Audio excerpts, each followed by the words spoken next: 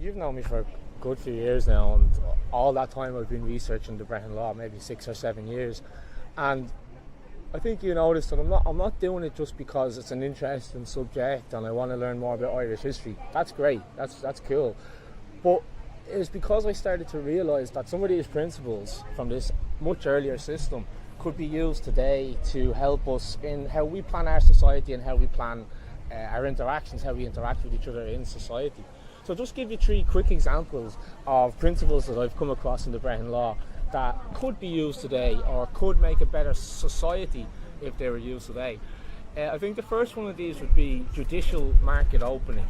What that means is that under the Brehon law there wasn't a central judges. There wasn't a central panel of judges that you had to go to. There wasn't a bunch of state judges that were on retainer. Today, if you're summoned to court, you're brought in before a judge. You have no idea who this judge is going to be before you get there. You have no choice over the matter. And you have no idea what sort of an individual this person is outside of court. Okay?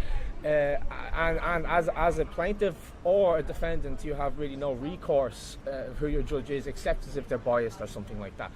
Now, under the Brehon law, it is completely different. Under the Brehon law, pretty much anybody could be a judge, I guess. I mean, somebody who you trusted to be impartial and not biased and who had a good understanding of the facts or the matter or the principles around the fact could be asked for their opinion, could be asked for their judgment. But there was a class of, let's say, like educated, learned people who spent many years, about 20 years, studying the customs of the people that had been in place for many centuries, millennia before that. So in the Irish system, if a court case came up, the defendant got to pick who their judge was. So in this case, what would happen is you'd have a competition among judges in a certain area that they would want to be the one that gets the business. They would be the ones who want to get chosen as the best judges in the community. So in order to be seen as that, it wasn't about having political favour. It wasn't about being a Fianna Fáil or Fine Gael or, complying with the will of the executive or the legislature. It was all about sticking and staying true to the customs and the principles that were already in place, that the community had decided amongst themselves. So that I think would first of all be a great reform in our system, if that judges competed based on their merit and based on their ability to be fair and to understand the principles of justice. Another principle from the Brehon law that could help today would be the attitude towards status. I mean, we do still have status in society. We have reputation. People get titles. You can be a prime minister. You can be a judge. You can be, a variety of different titles that can get put onto us in our society. It was a little bit different in early Ireland because it wasn't something that was just granted to you by a higher power, like the Queen makes you a lord or something like that. In early Ireland, it was very much based on merit.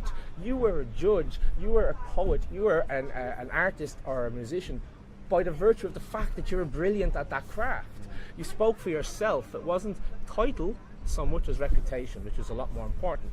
And why this comes into play, why that would be important today, is we kind of have a legal system now that seems to be inverted, in that the people who are poor and who are more vulnerable in society get attacked and get hit a lot more by the law, whereas the people who are better off in society seem to be affected a lot less. For example, where was the consequences for the bad decisions that were made by politicians in the run-up to the banking crisis and the housing crisis and so on? Where is the consequences for that? In the early Irish system, the fact that they had failed in their posts, they would lose their post. We have no recourse for that at the moment. We kind of have to put up with our chieftain, our leader. But if he's incompetent, if he's unable to perform to the level that we need him to perform as the chieftain of the Irish people, well, then he should not have that title. So when we have a better attitude towards status, the people in the early Irish system, the higher status you had, the more responsibility and the bigger consequences that would come if you broke the law, because you're expected to know better than the person who is an uneducated farmer. So that could help us today as well.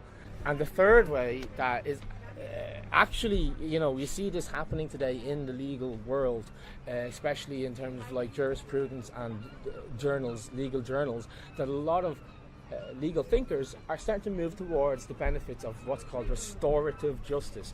This is the idea that when there is a dispute or a conflict in society, that as a society we should be using our minds, our rationale, to try and find a resolution that is harmonious, that puts the injured party back into the position that they were in before the events took place, and causes the least amount of overall social harm.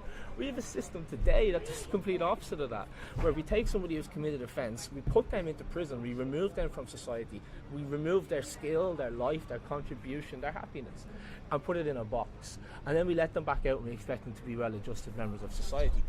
What we have in our system is not restitution, it's not reconciliation, it's vengeance.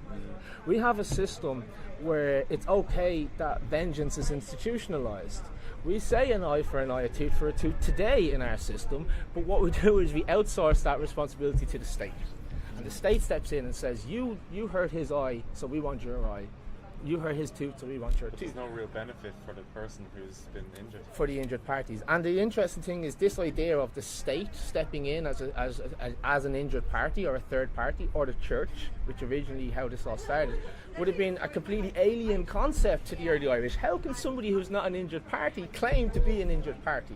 This would have been really alien. So we have, at the moment, we have the state is capitalising on the harm done to other people, by taking the fine, by taking the reconciliation that's due to the victim and keeping it for the state. Because when you harm a citizen, you're not harming the citizen, you're harming the state as a whole. Now, these concepts for me are destructive to peace. They're destructive to peaceful, prosperous, and an evolving society.